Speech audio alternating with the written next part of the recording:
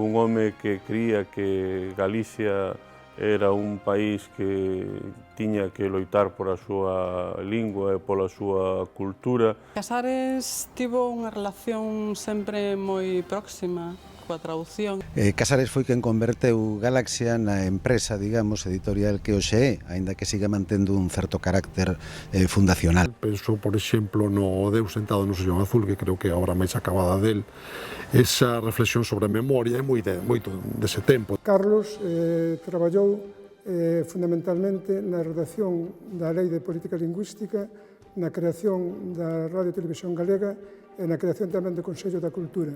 É o primeiro escritor galego que no século XX introduce o cine na súa narrativa, a partir da novela Ilustrísima. Carlos Casares era o lector preferido. Moita xente que non lía en galego habitualmente lía a columna de Carlos Casares. Se queres saber o máis importante sobre Carlos Casares, se queres ver as mellores entrevistas, non perdas o telexornal Carlos Casares.